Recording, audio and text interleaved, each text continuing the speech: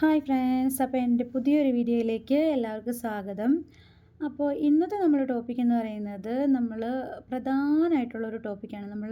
ഗൾഫിൽ എവിടെ ജോലി കിട്ടിയാലും, ഗൾഫിലായാലും അബ്രോഡ് എവിടെ ജോലി കിട്ടിയാലും നമ്മൾ ആദ്യമേ നോക്കുന്നത് അത് ജെന്യുവിൻ ആണോ എന്ന് അറിയാൻ വേണ്ടിയിട്ട് നമ്മൾ നോക്കുന്ന ഒരു കാര്യമാണ് ഓഫർ ലെറ്റർ എന്ന് പറയുന്നത്. അപ്പോൾ ഓഫർ ലെറ്ററിനെ കുറിച്ചാണ് ഇന്നത്തെ എൻ്റെ വീഡിയോ എന്ന് പറയുന്നത്. അപ്പോൾ വീഡിയോ തുടങ്ങുന്നതിന് മുന്നേ എൻ്റെ ചാനൽ ആദ്യമായിട്ട് കാണുന്നവരാണെങ്കിൽ ഒന്ന് സബ്സ്ക്രൈബ് ചെയ്തേക്കുക. അതേപോലെ തന്നെ ഈ വീഡിയോ കഴിയുമ്പോഴത്തേനും നിങ്ങളിത് യൂസ്ഫുൾ ആണെന്നുണ്ടെങ്കിൽ നിങ്ങളൊന്ന് ലൈക്ക് ചെയ്തേക്കുക, ഷെയർ ചെയ്തേക്കുക. അപ്പോൾ നമുക്ക് വീഡിയോയിലേക്ക് പോകാം.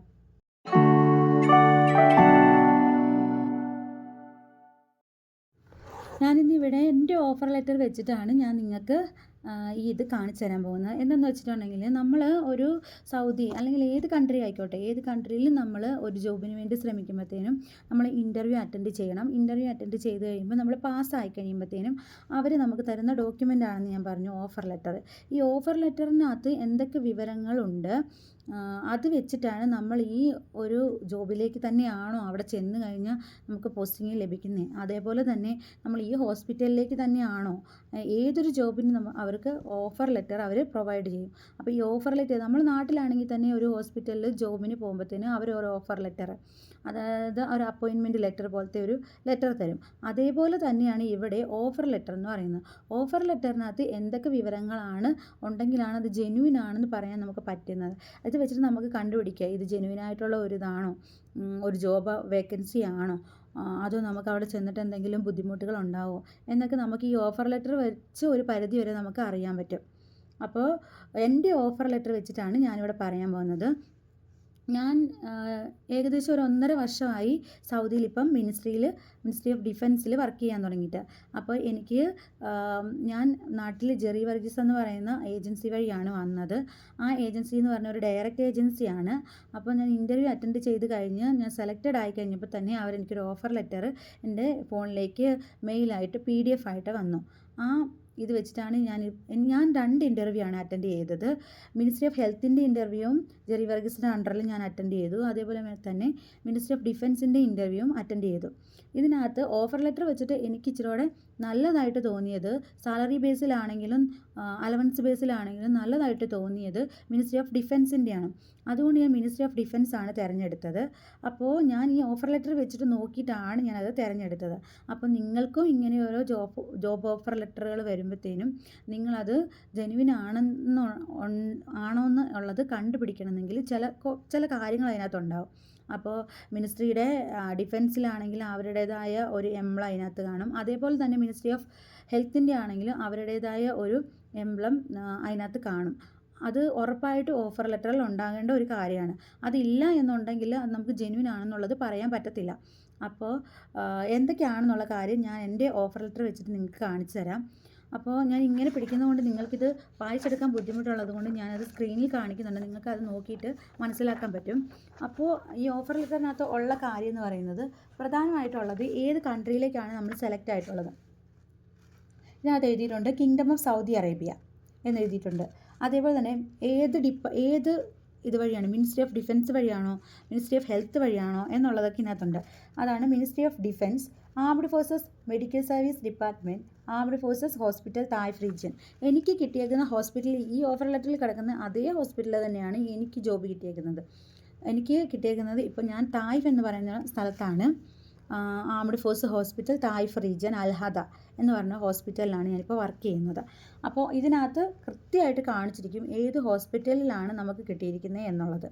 ചില ഓഫർ ലെറ്ററുകൾ പക്ഷേ ഏത് ഹോസ്പിറ്റൽ MOH ആണെങ്കിൽ നമുക്ക് അങ്ങനെ കാണാൻ പറ്റത്തില്ല. കാരണം എന്ന് വെച്ചിട്ടുണ്ടെങ്കിൽ MOH എന്ന് പറയുന്നത് MOD ഹോസ്പിറ്റലിനെക്കാളും കൂടുതലുള്ളത് MOH ഹോസ്പിറ്റലാണ്.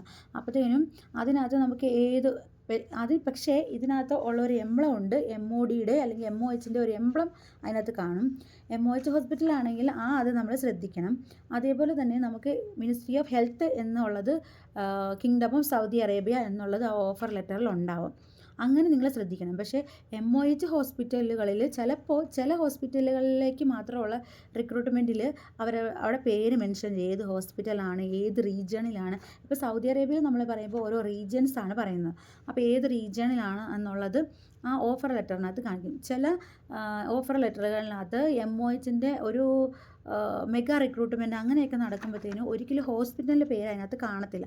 പക്ഷേ പ്രത്യേകം ശ്രദ്ധിക്കേണ്ട ഒരു കാര്യമുണ്ട്. ഈ എംബ്ലം ഇവരുടെ ഡിഫൻസിൻ്റെയും മിനിസ്ട്രി ഓഫ് ഹെൽത്തിൻ്റെയും എംബ്ലം ഇതിനകത്ത് ഉറപ്പായിട്ടും കാണും. അത് നിങ്ങൾ പ്രത്യേകം ശ്രദ്ധിക്കണം. അപ്പോൾ ഇത് ഡിഫൻസിൻ്റെ ആയതുകൊണ്ട് ഇതിനകത്ത് അവർ പ്രത്യേകം മെൻഷൻ ചെയ്തിട്ടുണ്ട് ഏത് ഹോസ്പിറ്റലാണെന്നുള്ളത്. Armed forces hospital Taif region recruiting department എന്ന് പറഞ്ഞിട്ട് എഴുതിയിട്ടുണ്ട്. അതേപോലെ തന്നെ നമുക്ക് ഈ ഓഫർ ലെറ്റർ വരുന്നത് നമ്മുടെ ഏജൻസി 2 അഡ്രസ്സിലാണ് ഈ ഓഫർ ലെറ്റർ അവർ പ്രൊവൈഡ് ചെയ്യുന്നത്. ടു ജെറി വർഗീസ് ഇൻ്റർനാഷണൽ എന്ന് പറഞ്ഞിട്ട് കാണിച്ചിട്ടുണ്ട്. ഇതേ വിവരങ്ങൾ തന്നെ ഇവർ ഇപ്പുറത്തെ സൈഡിൽ ഓപ്പോസിറ്റ് സൈഡിലായിട്ട് അറബിയിലും കാണിച്ചിട്ടുണ്ട്. അതേപോലെ Jerry Varghese international this job offer confirm the basic terms and conditions of our employment offer to you and upon acceptance of this offer you will be required to sign a formal employment contract. The contract with this offer constitutes the entire employment agreement between you and Armed Forces Hospital Taif region. ഇതിനകത്ത് ഇവർ പറയുന്നതെന്ന് പറയുന്നത് ഈ offer ലെറ്ററിൽ നമ്മൾ ഈ job employment ഓഫറിൽ നമ്മൾ അവരുടെ ടേംസ് ആൻഡ് കണ്ടീഷൻസ് ഒക്കെ അക്സെപ്റ്റ് ചെയ്യുന്നു എന്നുള്ളതും അതേപോലെ തന്നെ നമ്മളൊരു ഫോർമൽ കോൺട്രാക്റ്റ് സൈൻ ചെയ്ത് കൊടുക്കുന്നു എന്നുള്ളതും ഈ തായ്ഫ് ആംഡ് ഫോഴ്സ് ഹോസ്പിറ്റലിലെ റിക്രൂട്ടിംഗ് ഈ ഹോസ്പിറ്റലിൻ്റെ എംപ്ലോയ്മെൻറ്റ് അവരുടെ എല്ലാ ടേംസ് ആൻഡ് കണ്ടീഷൻസും നമ്മൾ അക്സെപ്റ്റ് ചെയ്യുന്നു എന്നും അങ്ങനെ ഒരു സൈൻ ചെയ്ത ഒരു കോൺട്രാക്റ്റ് നമ്മളത് സൈൻ ചെയ്യുന്നു എന്നുമാണ് ഈ ഓഫർ ലെറ്ററിൽ കാണിച്ചിരിക്കുന്നത്. അപ്പോൾ this contract this subject to the classification of the Saudi commission for health speciality and their for the job title and salary may be change. അങ്ങനെയുള്ളൊരു കാര്യം കൂടി ഇതിനകത്ത് എഴുതിയിട്ടുണ്ട്. എന്ന് പറഞ്ഞിട്ടുണ്ടെങ്കിൽ Saudi commission of health speciality വഴിയാണ് നമുക്ക് ഒരു ജോബ് ഓഫർ ലെറ്റർ കിട്ടുന്നത്.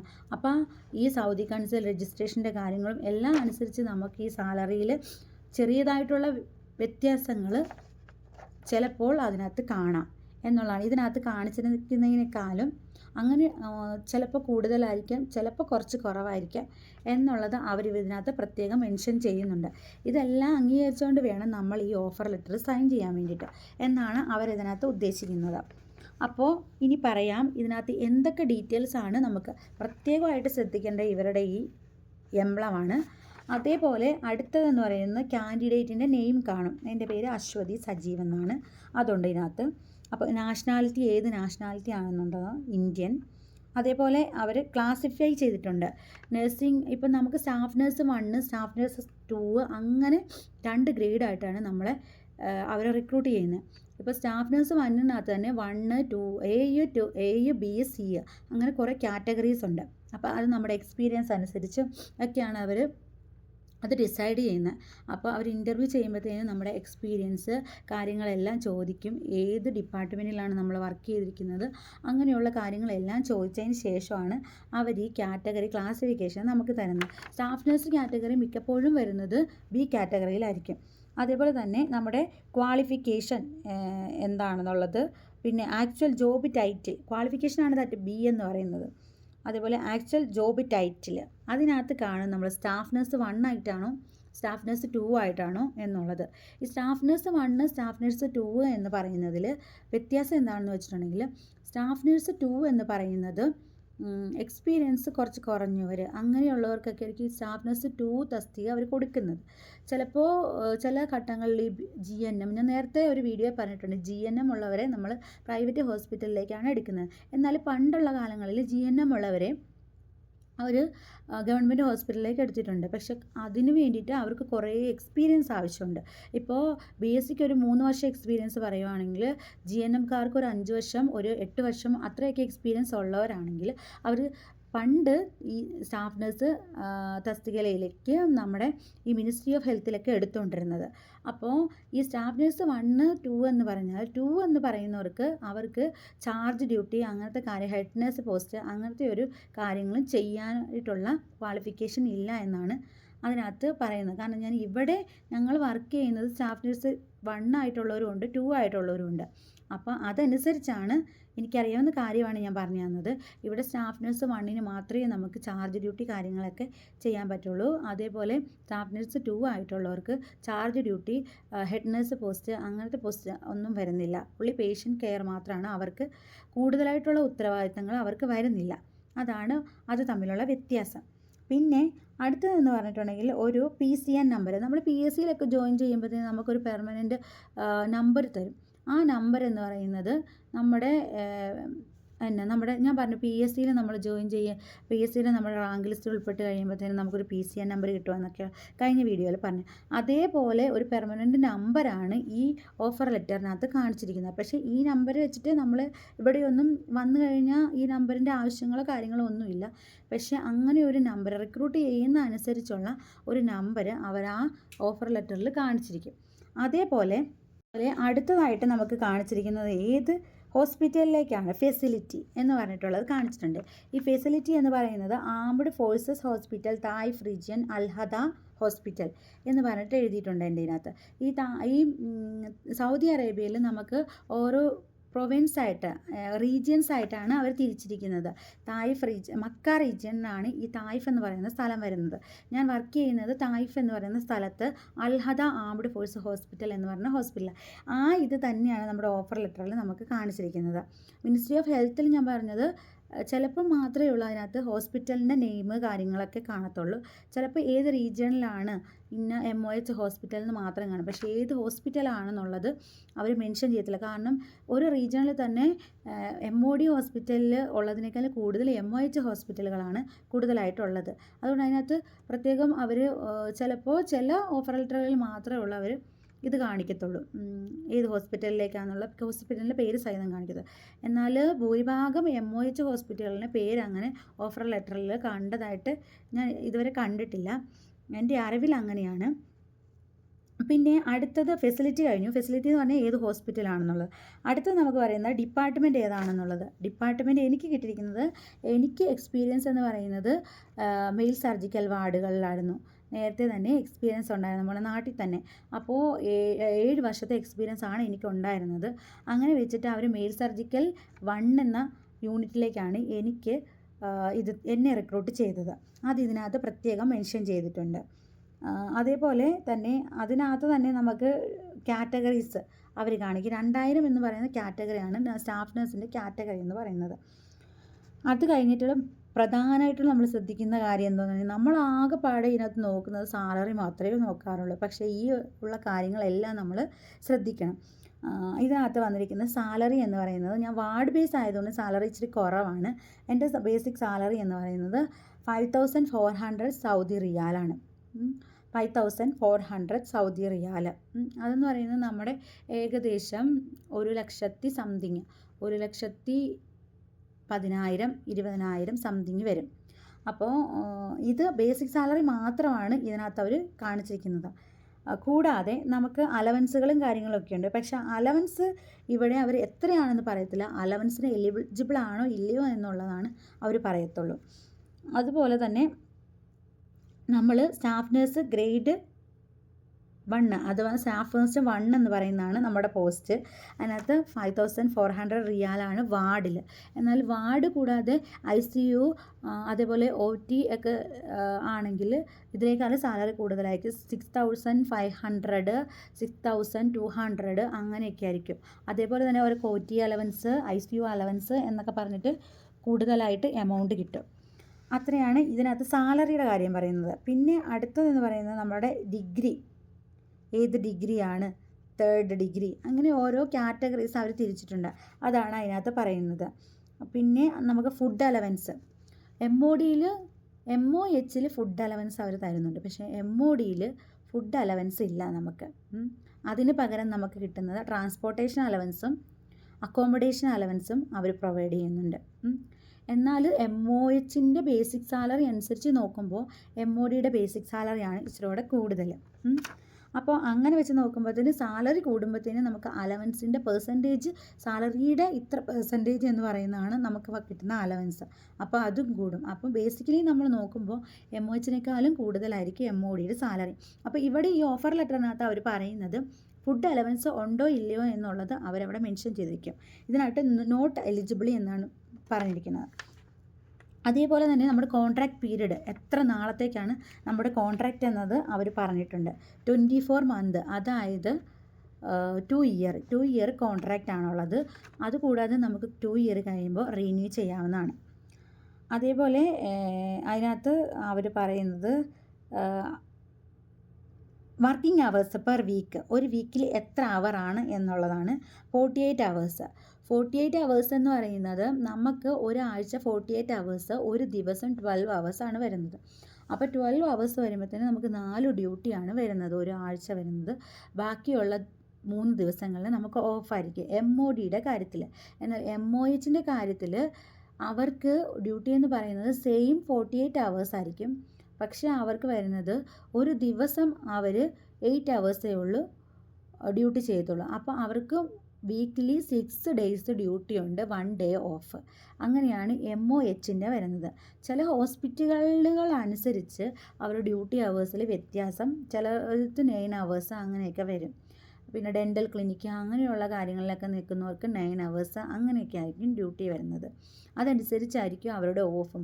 എങ്ങനെയാ പോയാലും നമുക്ക് 48 അവേഴ്സ് ആയിരിക്കും ഒരു വീക്ക് നമുക്ക് ഡ്യൂട്ടി ഉണ്ടാവുക. ഇത് MODയുടെ കാര്യത്തിലാവുമ്പോൾ നല്ലതായിട്ടാണ് എനിക്ക് തോന്നുന്നത്. കാരണം 3 ദിവസം അല്ലെങ്കിൽ 4 ദിവസം ഡ്യൂട്ടി ചെയ്ത് കഴിയുമ്പോഴത്തേനും നമുക്ക് ആ ഒരാഴ്ചയിൽ 3 ദിവസം നമുക്ക് ഓഫ് കിട്ടും. അങ്ങനെയാണ് MODയുടെ ഡ്യൂട്ടി വരുന്നത്, ഡ്യൂട്ടി അവേഴ്സ് വരുന്നത്. അത് ഇതിനകത്ത് മെൻഷൻ ചെയ്തിട്ടുണ്ടാകും. അതേപോലെ തന്നെ നമുക്ക് കോൺട്രാക്റ്റ് സ്റ്റാറ്റസ് സിംഗിൾ ആണോ എങ്ങനെയാണെന്നുള്ളത്, അത് സിംഗിൾ സ്റ്റാറ്റസ് ആയിരിക്കും. ഫാമിലി വൈസോ അങ്ങനത്തെയുള്ള കാര്യങ്ങളോ ഒന്നുമില്ല. നമ്മൾ അത് കഴിയുമ്പോഴത്തേന് 2 വർഷം കഴിയുമ്പോൾ നമ്മൾ റിന്യൂ ചെയ്യേണ്ടി വരും. പിന്നെ അടുത്തത് എന്ന് പറയുന്നത് വെക്കേഷൻ എന്ന് പറയുന്നത് നമുക്ക് ആനുവൽ വെക്കേഷൻ എത്രയുണ്ട് എന്നുള്ളതാണ്. 30 ഡേയ്സ് വെക്കേഷനാണ് പെർ ഇയർ ഇവർ പ്രൊവൈഡ് ചെയ്യുന്നത്. അതുകൂടാതെ സൗദി അറേബ്യ പോലെയുള്ള ഗൾഫ് കൺട്രീസിൽ അവർക്ക് ഹോളിഡേ കൂടെ അവർ പ്രൊവൈഡ് ചെയ്യും. അതിനകത്ത് 30 ഡേയ്സ് മാത്രം നമുക്ക് ആനുവൽ വെക്കേഷൻ, അതിൻ്റെ കൂടത്തിൽ നമുക്ക് 8 ഡേയ്സ് പെർ ഇയർ ഹോളിഡേയ്സ് വരും. ഈ ടോട്ടൽ 38 ഡേയ്സാണ് നമുക്ക് ഈ ആനുവൽ ലീവായിട്ട് നമുക്ക് ഈ 8 ഡേയ്സ് ഹോളിഡേയ്സ് നമുക്ക് ആനുവൽ ലീവായിട്ട് അവർ പ്രൊവൈഡ് ചെയ്യും. ആനുവൽ ലീവിൻ്റെ കൂടെ ആഡ് ചെയ്ത് അവർ പ്രൊവൈഡ് ചെയ്യും. അങ്ങനെ 38 ഡേയ്സാണ് MODക്കുള്ളത്. MOHന് എനിക്ക് തോന്നുന്നത് 38 തന്നെയാണെന്നാണ്. ചില ഹോസ്പിറ്റലുകളനുസരിച്ച് അവർ 42 വരെ ഡേയ്സ് കൊടുക്കാറുണ്ട് എന്നാണ് അറിയാൻ കഴിഞ്ഞത്. അതേപോലെ നമുക്ക് ടിക്കറ്റിൻ്റെ കാര്യം ഇതിനകത്ത് മെൻഷൻ ചെയ്തിട്ടുണ്ടായിരിക്കും. സൗദി അറേബ്യയിൽ നമ്മൾ പ്രൈവറ്റിൽ വർക്ക് ചെയ്താലും ഗവൺമെൻറ്റിൽ വർക്ക് ചെയ്താലും നമുക്ക് ticket, paid annual leave plus ticket, up and down ticket നമുക്ക് മസ്റ്റായിട്ടും അവർ പ്രൊവൈഡ് ചെയ്യുന്നുണ്ട്. എല്ലാ ഹോസ്പിറ്റലുകളിലും അവരത് പ്രൊവൈഡ് ചെയ്യുന്നുണ്ട്. അതുകൊണ്ട് തന്നെ MODയിലും ഉണ്ട് annual ticket, up and down ticket അവർ കൊടുക്കും ആസ് പെർ പോളിസി. ബിക്കോസ് അങ്ങനെ പറയാൻ കാരണം എന്ന് വെച്ചിട്ടുണ്ടെങ്കിൽ ആസ് പെർ പോളിസി എന്ന് പറയുന്നത് ചില ഹോസ്പിറ്റലുകളിൽ അവർ ഇങ്ങനെ ടിക്കറ്റിൻ്റെ റേറ്റുകൾ കാര്യങ്ങൾ ഒക്കെ അനുസരിച്ച് അവർ ചിലപ്പോൾ ബിസിനസ് ലെവലിലും ഫ്ലൈറ്റ് ടിക്കറ്റുകളൊക്കെ പ്രൊവൈഡ് ചെയ്യാറുണ്ട്. അതാണ് ഇവിടെ പറയുന്ന as per the hospital policy എന്ന് പറയുന്നത്. ഇപ്പോൾ നമ്മൾ ഒരു വർഷം ആനുവൽ ലീവിന് പോയില്ല, പിറ്റേ വർഷം നമുക്കത് ഓപ്പൺ ടിക്കറ്റായിട്ട് കിടക്കുന്നുണ്ട്. അടുത്ത വർഷത്തെയും കൂടെ കൂട്ടി അവരത് നമുക്കൊരു ബിസിനസ് ക്ലാസ്സിൽ, എക്കണോമിക് ക്ലാസ്സിലാണ് നമ്മളെപ്പോഴും വരാറ്, പക്ഷേ ബിസിനസ് ക്ലാസ്സിലാക്കി അവർ നമുക്ക് തരും. അങ്ങനെ ഹോസ്പിറ്റൽ പോളിസി അനുസരിച്ച് അപ്പ് ആൻഡ് ഡൗൺ ടിക്കറ്റ് പ്രൈവറ്റിലായാലും ഗവൺമെൻറ്റിലായാലും അവർ പ്രൊവൈഡ് ചെയ്യുന്നുണ്ട്. അതേപോലെ അവർ ഹൗസിംഗ് അലവൻസ്, ഞാൻ പറഞ്ഞ ഹൗസിംഗ് അലവൻസ് അവർ ഇതിനകത്ത് പ്രൊവൈഡഡ് എന്നാണ് എഴുതിയിരിക്കുന്നത്. ഞാനിപ്പോൾ MODയുടെ അണ്ടറിൽ വർക്ക് ചെയ്യുന്നത്, എനിക്ക് ഹൗസിംഗ് അലവൻസ് കിട്ടുന്നുണ്ട്. നമ്മൾ ഹോസ്പിറ്റലിൻ്റെ വക ഹോസ്റ്റലിലാണ് താമസിക്കുന്നതെങ്കിൽ ആ ഹൗസിംഗ് അലവൻസ് നമുക്ക് കിട്ടത്തില്ല. അവർ ഫ്രീ ആയിട്ട് നമുക്കൊരു അക്കോമഡേഷൻ തരുവാണ് ചെയ്യുന്നത്. എന്നാൽ നമ്മൾ പുറത്ത് എവിടെയെങ്കിലും അക്കോമഡേഷനാണ് എടുത്തിരിക്കുന്നതെങ്കിൽ ഞങ്ങൾ 3 പേര് കൂടിയിട്ടാണ് ഒരു അക്കോമഡേഷനിൽ എടുത്തിരിക്കുന്നത്. അപ്പം ഞങ്ങൾക്ക് 3 പേർക്കും കൂടെ അലവൻസ് അവർ സെപ്പറേറ്റ് ആയിട്ട് അവർ നമുക്ക് പ്രൊവൈഡ് ചെയ്യുന്നുണ്ട്. മന്ത്ലി നമുക്കിവിടെ ആകുന്നത് 500 റിയാലാണ് മന്ത്ലി ഒരാൾക്ക് നമുക്ക് ആകുന്നത്. അപ്പോൾ റൂം റെൻ്റായിട്ടാകുന്നത്. പക്ഷേ നമുക്ക് അലവൻസ് വരുമ്പോൾ 1350 ഒക്കെ അവർ അലവൻസായിട്ട് ഹൗസിങ് അലവൻസ് തന്നെയായിട്ട് വരുന്നുണ്ട്. അപ്പോൾ ഈ 500 റിയാൽ ഒഴിച്ചിട്ടുള്ള ബാക്കിയുള്ള പൈസ നമുക്കത് സേവ് ചെയ്യാൻ പറ്റും. അതൊരു നല്ല കാര്യമായിട്ടാണ് എനിക്ക് തോന്നുന്നത്. ഇതിനകത്ത് അപ്പോൾ ഓഫർ ലെറ്ററിനകത്ത് നമുക്ക് പ്രത്യേകം കാണും ഹൗസിങ് അലവൻസ്, ഫുഡ് ഒക്കെ പ്രൊവൈഡ് ചെയ്യുന്നുണ്ടോ ഇല്ലയോ എന്നുള്ളത്. എത്രയായിരിക്കും എമൗണ്ട് എന്ന് പറയുന്നത് ഓരോരുത്തരുടെ ഓരോ സാലറി അനുസരിച്ചിരിക്കും. ബേസിക് സാലറി അനുസരിച്ച് അതിൽ നിന്ന് പെർസെൻറ്റേജ് വെച്ചിട്ടാണ് നമ്മൾ അലവൻസ് അവർ പ്രൊവൈഡ് ചെയ്യുന്നത്. അപ്പോൾ അതുകൊണ്ട് തന്നെ ഇതിനകത്ത് അത് മെൻഷൻ ചെയ്യത്തില്ല എത്രയാണ് എന്നുള്ളത്. എത്രയാണ് നമുക്ക് ഹൗസിങ് അലവൻസ് തരുന്നത് എന്നുള്ളത് ഇതിനകത്ത് മെൻഷൻ ചെയ്തിട്ടുണ്ടാവില്ല. അത് കഴിഞ്ഞിട്ട് അവർ പറയുന്നത് service award as per the labour law. അതെന്ന് പറഞ്ഞാൽ സർവീസ് അവാർഡ് എന്ന് പറഞ്ഞാൽ നമ്മളിപ്പോൾ ഒരു 5 വർഷം നമ്മളിവിടെ നിന്നു. 5 വർഷം നിന്ന് കഴിഞ്ഞാൽ നമുക്കൊരു PF, നമുക്ക് നാട്ടിലാകുമ്പോൾ PF ഉണ്ട്. PF ചില ഗവൺമെൻറ് ഹോസ്പിറ്റലിൽ ഏത് ഹോസ്പിറ്റലിൽ വർക്ക് ചെയ്യുന്നതാണ് നമുക്ക് PF കിട്ടും. അപ്പോൾ അങ്ങനെയുള്ള ഒരു സെയിം ആസ് PF ആണ് ഇവിടെ സർവീസ് അവാർഡ് എന്ന് പറയുന്നവർ കൊടുക്കുന്നത്. ഇപ്പോൾ 5 വർഷം നമ്മൾ വർക്ക് ചെയ്യുകയാണെന്നുണ്ടെങ്കിൽ നമുക്ക് ഒരു പോരുമ്പോഴത്തേന് 5 വർഷം കഴിഞ്ഞ് നമ്മൾ എക്സിറ്റ് അടിച്ച് പോരുമ്പോഴത്തേന് നമുക്കൊരു ഫിക്സഡ് ആയിട്ടുള്ള എമൗണ്ട് അവർ ഈ 5 ഇയറിന് നമ്മുടെ ബേസിക് സാലറി വെച്ച് കാൽക്കുലേറ്റ് ചെയ്ത് പെർസെൻറ്റേജ് ചെയ്ത് നമുക്ക് പോകാൻ നേരം നമുക്ക് തരും. അതാണ് സർവീസ് അവാർഡ് എന്ന് പറയുന്നത്. As per the labour laws അനുസരിച്ച്, സൗദി ലേബർ ലോ അനുസരിച്ചാണ് അവരത് നമുക്ക് പ്രൊവൈഡ് ചെയ്യുന്നത്. ഇതെന്ന് പറയുന്നത് മിനിസ്ട്രി ഓഫ് ഹെൽത്തിലും മിനിസ്ട്രി ഓഫ് ഡിഫൻസിലും അതേപോലെ തന്നെ പ്രൈവറ്റ് ഹോസ്പിറ്റലും എല്ലാം സെയിം ആയിരിക്കും. ഇതെന്ന് പറയുന്നത് സെയിം ആയിരിക്കും. പ്രൈവറ്റ് ഹോസ്പിറ്റൽ, ഗവൺമെൻറ് ഹോസ്പിറ്റലിലും ministry of defence, ministry of health ഒക്കെ അവർ സർവീസ് അവാർഡ് കാൽക്കുലേറ്റ് ചെയ്യുന്നത് as per the Saudi labour laws അനുസരിച്ചായിരിക്കും. അത് എത്ര വർഷം നമ്മൾ നിന്നു എന്നുള്ളത് അടിസ്ഥാനമാക്കിയിട്ടാണ് അവർ നമ്മൾക്കത് എത്രയാണെന്നുള്ളത് അവർ നിശ്ചയിക്കുന്നത്. ഇത്രയും കാര്യങ്ങൾ ഇതിനകത്ത് കാണും. അതുകൂടാതെ ഇതിനകത്ത് കാണുന്നതെന്ന് വെച്ചിട്ടുണ്ടെങ്കിൽ പോയിൻ്റ് ഓഫ് ഹയർ എന്ന് പറഞ്ഞിട്ടുള്ള കാണിക്കുന്നുണ്ട്.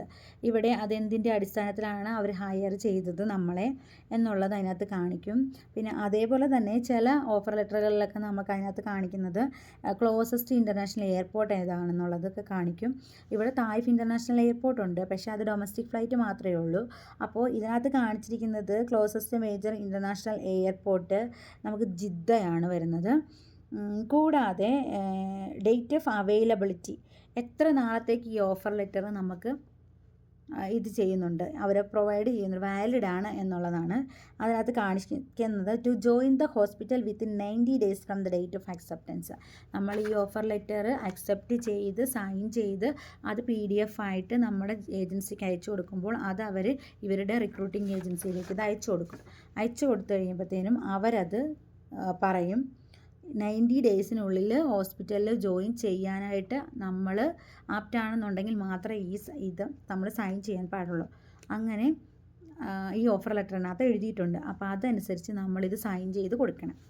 ഇതിന് നമ്മൾ വില്ലിങ് ആണെന്നുണ്ടെങ്കിൽ മാത്രമേ ഉള്ളൂ ഈ ഓഫർ ലെറ്റർ നമ്മൾ സൈൻ ചെയ്ത് ഏജൻസിക്ക് അയച്ചു കൊടുക്കാൻ പാടുള്ളൂ. ഇത്രയും കാര്യങ്ങൾ കൂടാതെ അതിനകത്ത് ഉണ്ടാവേണ്ട ഒരു കാര്യം കൂടിയുണ്ട്. ദിസ് റിക്രൂട്ടിംഗ് ഡിപ്പാർട്ട്മെൻറ്റ് ഡയറക്ടർ, നമ്മൾ ഏത് ഹോസ്പിറ്റലിലാണോ അല്ലെങ്കിൽ ഏത് ഡിപ്പാർട്ട്മെൻറ്റിൽ നിന്നാണോ നമുക്ക് ഈ ഓഫർ ലെറ്റർ വന്നിരിക്കുന്നത് അവരുടെ ഒരു സൈൻ ഇതിനകത്ത് കാണും. റിക്രൂട്ട്മെൻറ്റ് ഓഫീസറുടെ, ഡയറക്ടറിൻ്റെ ഒരു സൈൻ ഇതിനകത്ത് കാണും. ഇതിനകത്ത് മുസല്ലാം അവാദ് മയീദ് അൽ ഖുഷി എന്ന് പറഞ്ഞിട്ടുള്ള ആളാണ് ഇതിനകത്ത് സൈൻ ചെയ്തിരിക്കുന്നത്. അയാളാണ് ഈ റിക്രൂട്ടിംഗ് ഡിപ്പാർട്ട്മെൻറ്റ് ഡയറക്ടർ എന്ന് പറയുന്നത് അദ്ദേഹമാണ്. അപ്പോൾ അങ്ങനെ ഒരു സൈൻ ഇതിനകത്ത് കാണും. ഇത് ഓഫർ ലെറ്റർ നോക്കുമ്പോൾ നമ്മൾ പ്രത്യേകം ഇത് ശ്രദ്ധിക്കണം. അങ്ങനെ റിക്രൂട്ടിംഗ് ഡയറക്ടറോ അങ്ങനെ എന്തെങ്കിലും ഒരാൾ ഇതിനകത്തുള്ള സൈൻ, അവരുടെ സൈൻ കാണണം. അങ്ങനെ വേണം നമ്മളിത് അക്സെപ്റ്റ് ചെയ്യാനായിട്ട്. അതേപോലെ തന്നെ this job offer is not binding until all formalities are completed. I have read about the terms and conditions of job offer and hereby. നമ്മൾ എഗ്രി ചെയ്യുന്നോ ഡിസഗ്രി ചെയ്യുന്നോ, എഗ്രി ചെയ്യുന്നെങ്കിൽ അതിൽ ടിക്ക് ചെയ്യുക, ഡിസഗ്രി ആണെങ്കിൽ അതിൽ ടിക്ക് ചെയ്യുക. നമ്മൾ ഇതെടുത്തിട്ട് PDF ആക്കി നമ്മൾ അയച്ചു കൊടുക്കുക. എഗ്രി ചെയ്യുന്നുണ്ടെങ്കിൽ നമ്മുടെ പേര്, അതേപോലെ തന്നെ പേര്, സിഗ്നേച്ചർ, ഏത് ഡേറ്റിനാണ് നമ്മളിത് അക്സെപ്റ്റ് ചെയ്തിരിക്കുന്നത് എന്നുള്ളത്. കാരണം വിത്തിൻ 90 days നമ്മളവിടെ ജോയിൻ ചെയ്യണം എന്നുള്ളതാണ് അതിനകത്ത് വന്നിരിക്കുന്നത്. ഇത്രയും കാര്യങ്ങൾ കൂടാതെ നമ്മൾ ശ്രദ്ധിക്കേണ്ട ഒരു കാര്യമുണ്ട്. ഈ അറബിക്കിൽ എഴുതിയിരിക്കുന്നത്, ഇതേ കണ്ടൻറ്റ് തന്നെയാണ് ഈ അറബിക്കിൽ എഴുതിയിരിക്കുന്നതെന്ന് നമ്മൾ ചെക്ക് ചെയ്ത് നോക്കണം. അതിനകത്ത് ഗൂഗിൾ ട്രാൻസ്ലേറ്റർ എന്തെങ്കിലും കാര്യങ്ങൾ എടുത്തിട്ട് നമ്മൾ അതൊന്ന് ട്രാൻസ്ലേറ്റ് ചെയ്ത് നോക്കുക. പലരും ആ കാര്യങ്ങൾ ശ്രദ്ധിക്കാറില്ല. അതുകൊണ്ട് തന്നെ നമുക്ക് ചില കാര്യങ്ങളിൽ നമുക്ക് അവിടെ ചെന്ന് കഴിയുമ്പോഴും വ്യക്തതയില്ലെങ്കിൽ അവരോടൊരു ക്വസ്റ്റ്യനിങ് ചെയ്യുകയാണെങ്കിൽ തന്നെ നമുക്ക് ഈ എല്ലാ കാര്യങ്ങളും നമ്മളിതിൽ അറിഞ്ഞിരിക്കണം. ഇത്രയാണ് അപ്പോൾ ഓഫർ ലെറ്ററിനെ കുറിച്ച് എനിക്ക് പറയാനുള്ളത്. പിന്നെ അടുത്തതായിട്ട് നമുക്ക് നോക്കാൻ പോകുന്നത് എംപ്ലോയ്മെൻറ്റ് കോൺട്രാക്റ്റ് എന്ന് പറയുന്ന സാധനമുണ്ട്. നമ്മൾ ജോയിൻ ചെയ്ത് കഴിയുമ്പോൾ അവർ നമ്മളെ സൈൻ ചെയ്യിപ്പിക്കുന്ന ഒരു സാധനമാണ് എംപ്ലോയ്മെൻറ്റ് കോൺട്രാക്റ്റ് എന്ന് പറയുന്നത്. അപ്പോൾ എംപ്ലോയ്മെൻറ്റ് കോൺട്രാക്റ്റ് എന്തെന്നുള്ളത് നമുക്ക് അടുത്ത ഒരു വീഡിയോയിൽ കാണാം. കാരണം ഈ വീഡിയോ കുറേ നീണ്ടുപോയി കഴിയുമ്പോൾ നിങ്ങൾക്ക് തന്നെ ബോറടിക്കും. അതുകൊണ്ട് ഞാനാണെങ്കിൽ അടുത്തൊരു വീഡിയോയിൽ അത് പറയാമെന്നാണ് ഉദ്ദേശിക്കുന്നത്. കാരണം ഞാൻ ഉദ്ദേശിച്ചതിനേക്കാളും ടൈം കൂടുതലായിട്ട് എടുത്താണ് ഞാൻ ഇത് എക്സ്പ്ലെയിൻ ചെയ്ത് തന്നത്. നിങ്ങൾക്ക് ആർക്കെങ്കിലും ബോറടിക്കുന്നുണ്ടെങ്കിൽ എന്നോട് ക്ഷമിക്കണം. അപ്പോൾ നമുക്ക് ചില കാര്യങ്ങൾ എല്ലാവർക്കും പറയുമ്പോൾ പെട്ടെന്ന് മനസ്സിലാകത്തില്ല. അതുകൊണ്ടാണ് ഞാൻ നീട്ടി പറയുന്നത്. അപ്പോൾ അതുകൊണ്ട് ആർക്കെങ്കിലും എന്തെങ്കിലും ബുദ്ധിമുട്ടുണ്ടായിട്ടുണ്ടെങ്കിൽ നിങ്ങൾ എന്നോട് ക്ഷമിക്കണം. അപ്പോൾ എല്ലാവർക്കും ഈ ഓഫർ ലെറ്ററിനെ കുറിച്ച് മനസ്സിലായെന്ന് ഞാൻ വിചാരിക്കുന്നു. പ്രത്യേകം നമ്മൾ നോക്കേണ്ടത് ഇവരുടെ ഈ എംപ്ലോയ് ഉണ്ടോ എന്ന് നോക്കണം. അതേപോലെ തന്നെ ഇവിടെ സൈൻ ഉണ്ടോ എന്ന് നോക്കണം. പിന്നെ നമ്മുടെ സാലറി എത്രയാണെന്ന് നോക്കണം. എത്ര നാൾ നമുക്ക് ആനുവൽ ലീവ് കിട്ടുമെന്ന് നോക്കണം. അതേപോലെ തന്നെ നമ്മൾ ഏത് പോസ്റ്റിലേക്കാണ് നമ്മൾ പോസ്റ്റഡ് ആയിട്ടുള്ളതെന്ന് നോക്കണം. അതേപോലെ തന്നെ ഏത് ഹോസ്പിറ്റലിലേക്കാണെന്നുള്ളത് നോക്കണം. ഇത്രയും കാര്യങ്ങൾ അപ്പോൾ എല്ലാവർക്കും മനസ്സിലായെന്ന് വിചാരിക്കുന്നു. അപ്പോൾ നമുക്ക് അടുത്ത വീഡിയോയിൽ നമുക്ക് ഈ എംപ്ലോയ്മെൻറ്റ് കോൺട്രാക്റ്റിനെ കുറിച്ച് സംസാരിക്കാം. അപ്പോൾ എല്ലാവർക്കും ഈ വീഡിയോ ഇഷ്ടമായിട്ടുണ്ട്, നിങ്ങൾക്ക് യൂസ്ഫുൾ ആണെന്നുണ്ടെങ്കിൽ നിങ്ങളൊന്ന് ഈ വീഡിയോ ഒന്ന് ലൈക്ക് ചെയ്യുക. അതേപോലെ തന്നെ എൻ്റെ ചാനൽ ഇതുവരെ സബ്സ്ക്രൈബ് ഇല്ലെങ്കിൽ നിങ്ങൾ ഒന്ന് സബ്സ്ക്രൈബ് ചെയ്ത് എന്നെ ഹെൽപ്പ് ചെയ്യുക. ഇനിയൊരു പുതിയ വീഡിയോ ആയിട്ട് നമുക്ക് കാണാം. അപ്പോൾ ഇത്രയും നേരം ഞാൻ പറഞ്ഞതൊക്കെ കേട്ടിരുന്ന നിങ്ങൾക്ക് എല്ലാവർക്കും എൻ്റെ താങ്ക്സ്. അപ്പോൾ അടുത്തൊരു വീഡിയോയിൽ കാണാം. Thank you. Bye bye.